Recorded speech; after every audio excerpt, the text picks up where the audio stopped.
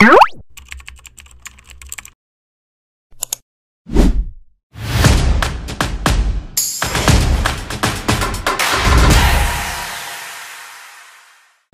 and foremost, no?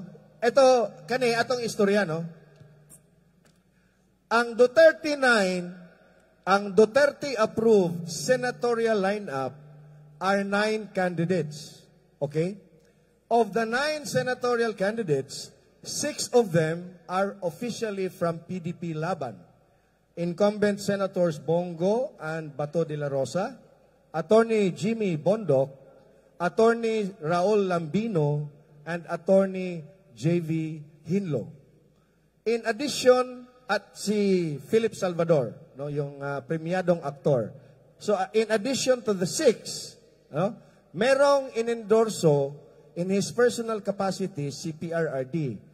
One of them is Sagip Party List Congressman Rodante Marcoleta. Second is Pastor Apollo Kibuloy. And third is the only endorsed officially by Maisog, hakbang ng Maisog, Attorney Vic Rodriguez. And because all these candidates, no, are like-minded candidates na iisa lang ang hangarin at are in line with the Duterte brand of governance, no, they were officially adopted as the official lineup of PRRD. And the PDP Laban also came out with a statement, no, adopting officially the 3 candidates for senator. So ngayon, we now have a 9-man slate for the Senate. So kulang og tulo, no? So without further ado, we would like now to give the floor and the stage isa sa pinakamaisog at pinakamatapang na tumayo for our rights dyan sa House of Representatives. No other than Sagip Congressman Rodante Marcoleta. Senator Rodante Marcoleta. Sa katapanan siya ay nakilala, ang kanyang pangalan Rodante Marcoleta. Pinipili, makakabuti para sa mas nakararami. Katotohanan ang sinasabi, patuloy alam sa mga pamilya. Papatid sa manis ni Marcoleta, hindi pa rin nakapapakong ng masabot. Magandang gabi po sa ating lahat. Gusto ko po kayong makasama ngayong gabi sapagkat alam ko kayong lahat na nandito ngayon ay matatapang. Yes. Kasi po sa House of Representatives, konti na lang po yung matatapang doon. Kaya sana gusto ko silang imbitahin lahat dito para tumapang naman sila. Para ipagtanggol nila ang karapatan ng bawat isang mamamayang Pilipino. Tingnan po ninyo ang nangyari sa akin. Pati hopya po na kinakain ko, inaagaw na nila sa akin. Napakawalang hiya nila. Puro salbahe. Wala naman akong ginawang masama. Sinasabi ko lamang sa kanila, mali po ang ginagawa ninyo. Ito po ang dapat nating gawin. Ito ang dapat nating ayusin sapagkat ito ang nasa ating rules and regulations. Ayaw naman po nilang makipagdebate. Hindi naman sila siguro mananalo sa debate. Ginugulo na lamang nila ako. Puro panggugulo. Kaya sabi ko pupunta na lang ako sa Cebu.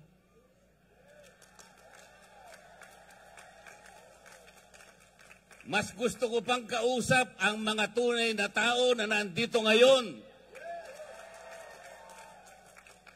Sapagkat sila, alam nila ang problema ng ating bansa ngayon. Ang presyo po ng bilihin ngayon, lalong-lalo na po ang pagkain, masyado na pong mataas. Kawawa na po ang ating mga kababayan, lalo na po yung nasa panig ng mahihirap. Hindi po nakikita ngayon ang problema na yan. Kaya lalong lumubha ang kahirapan sa ating bansa dahil sa korupsyon. Lubog na po tayo sa korupsyon ngayon. Kaya humirap ang ating buhay. Tingnan po ninyo, halos 30% po ng pera ng bayan ay napupunta lang sa korupsyon. Ano po ang epekto nun? Pati education nagsasuffer. Pati public health nagsasuffer. Sinasabi ko po sa kanila ito. Ngunit, imbes na pakinggan nila ako, itinuring nila akong kalaban. Kalaban nilang lahat. Tinanggalan po ako lahat ng committees sa House of Representatives. Ipinaglalaban ko lang naman na ibaba natin ang presyo ng kuryente sa bansang ito. Tinanggal po nila ako sa Committee on Energy. Inobjekan ko po yung bill na sinusulong nila doon sa Nordeco, sa bandang Mindanao, at doon sa Samselco, sa Zamboanga City. Ang sabi ko, pagka inapprove nyo ang bill na ito, lalong tataas ang presyo ng kuryente sa bahagi na yan ng Mindanao. Ayaw po nilang maniwala. Lahat po ng mga panukalang batas na ifinail ko na 10 bills, hindi po nadinig yun. Ayaw nila. Wala silang pakialam sa inyong kapakanan. Ang gusto nila siguro, tumaas ang kuryente sa ating bansa. Alam po ba ninyo kung ano yung pinapangunahing layunin ng batas sa kuryente? Ang sabi ng batas, let us ensure the delivery of affordable rates of electricity to every Filipino. Affordable. Sa Bisaya, barato. Barato ba ang presyo ng kuryente sa Cebu?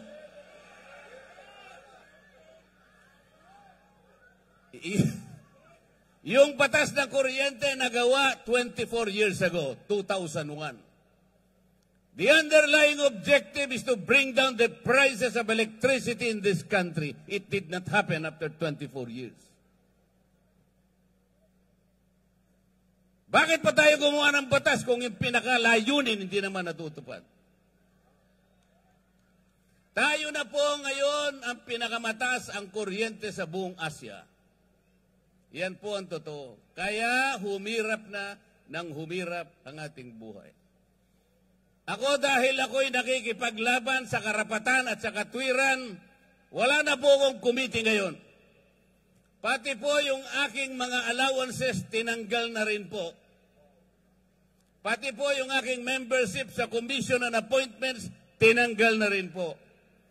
Pati po yung mga pinadadaan sa akin na pantulong sa mga may sakit, yung mga guarantee letters na binigay namin, yung mga pondo namin sa ospital, biglang finraise po lahat. Gusto nilang parusahan si Dante Marcoleta. Hindi po ako ang napaparusahan, yung kababayan po nating may sakit na gusto nating tulungan. Ganito na po ang nangyayari sa House of Representatives. Tingnan po ninyo ang nangyari. They impeached the Vice President.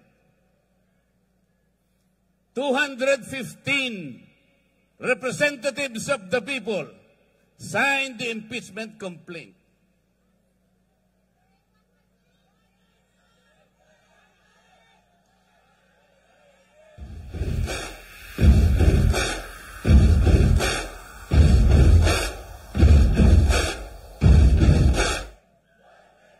Walang basihan ang impeachment complaint. There is no basis for that. Tinangka nilang usisain yung confidential funds daw ng Vice President.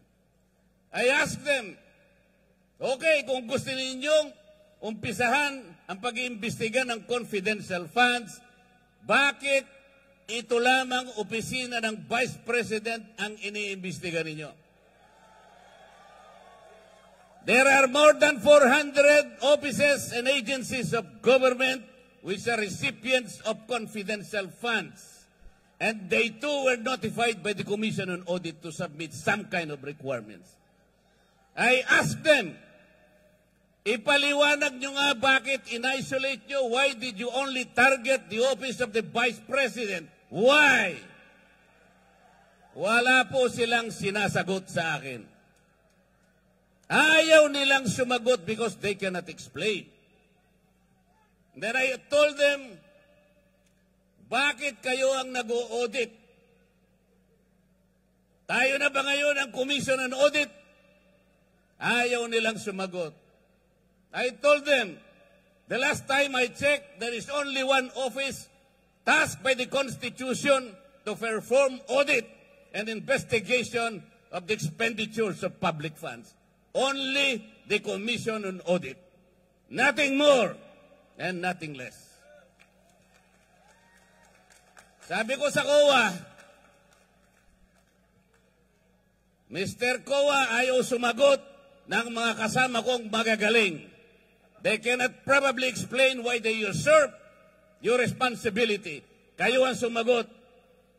Bakit ninyo sinurrender ang inyong tungkulin dito sa komisyon, dito sa komite na kung tawagin ay Committee on Good Government?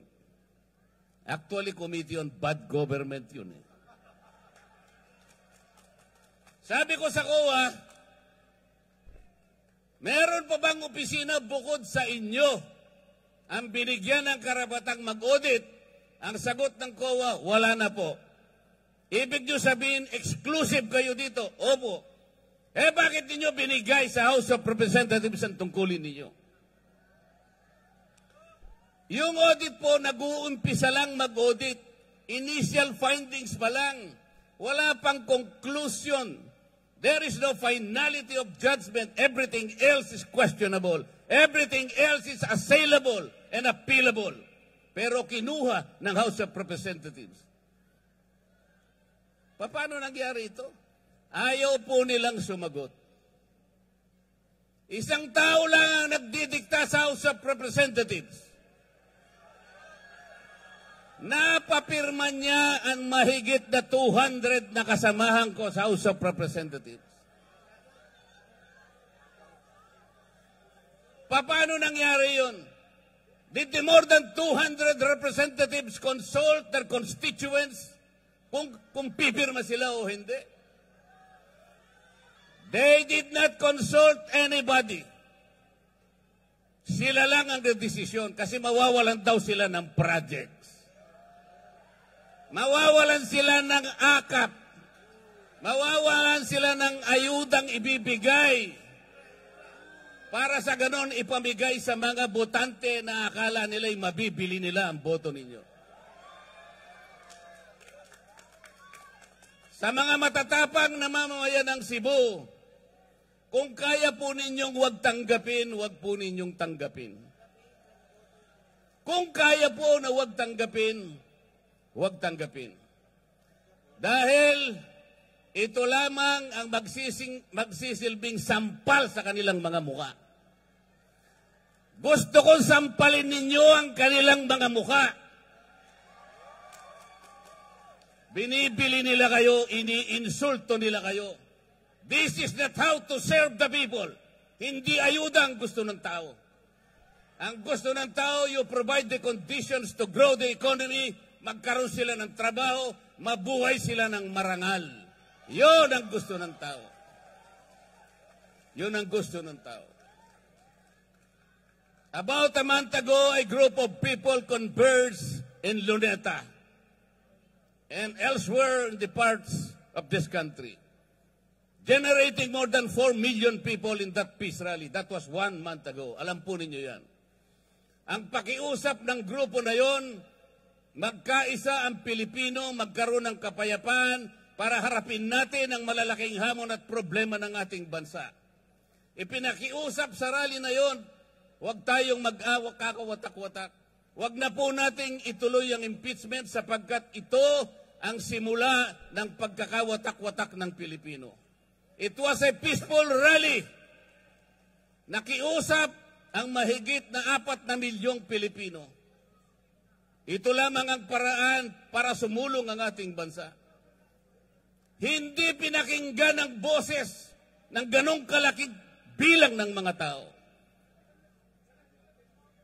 The Speaker of the House of Representatives defied the voice of the people. Vox Populi, Vox Dei. The voice of the people is the voice of God. Salus Populi est suprema lex. The welfare of the people is the supreme law. Mga kababayan, ang laki po ng pagpapasalamat ko sa gabing ito sa inyo. Nakatagpo ko ang mga matatapang.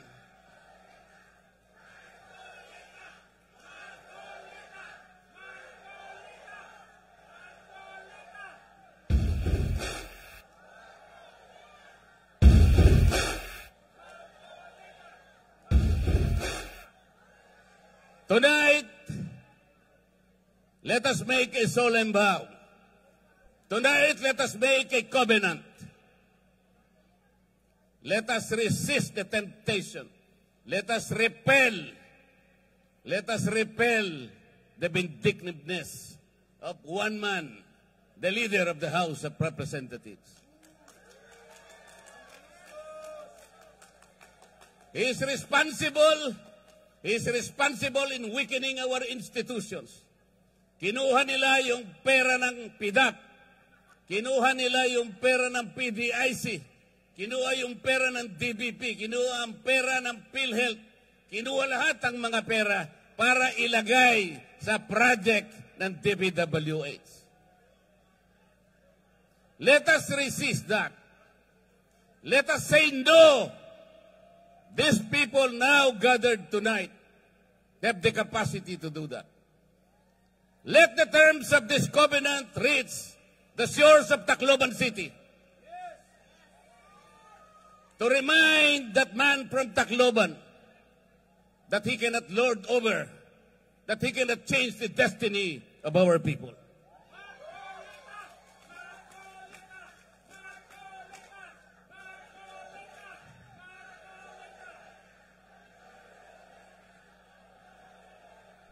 They want to impeach the Vice President because he wants to become Vice President. Hindi po pwede. It cannot be done. It cannot be done. They invented the Quadcom because they want to prosecute the former president. Hindi siya para inquiry in aid of legislation. Wala pong legislation na matino ang ginawa ang Quadcom. For more than 13 hearings, makita po ninyo yung ginawa nilang panukalang batas. Kahit na grade 5 student, pagtatawanan yung ginawang batas. Because it was not really intended to enact laws or to supplement in making laws. It was principally designed to prosecute and persecute the former president. Ganito po ang gusto nilang gawin sa ating bansa. Kapag wala pong tumayo, kaya po kami nandito ngayon. Sinabi na po nung tagapagsalita kanina, meron pong alternative. Meron pong 9 na senatorial balls ang PDP laban. Iboto nyo po silang lahat. You need people in the Senate to frustrate the impeachment. Kapag ka po hindi kami nakarating doon, they will find the Vice President guilty. Ganun po ang mangyayari. It's a numbers game. Kaya po nakikiusap kami. Please send us to the next Congress. And we will fight for you. We will fight whatever it takes. Para sa inyo po. Kung walang magsasalita ngayon, our country will go to the dogs. Yun pong mangyayari. Pasensya na po kayo kung medyo masakit po ang sinasabi ko. Pero ang kakapal naman nila, di naman yata tinatablad yung mga mukha ng mga tao na yan.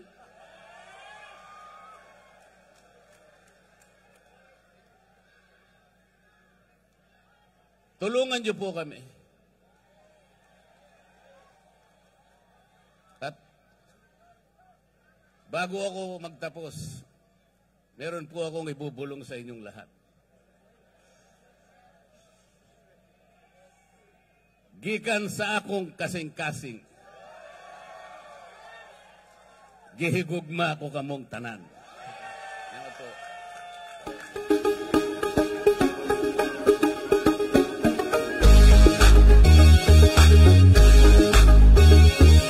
Sa katapangan siya ay nagkilala, ang kanyang pangalan Dante Marcoleta.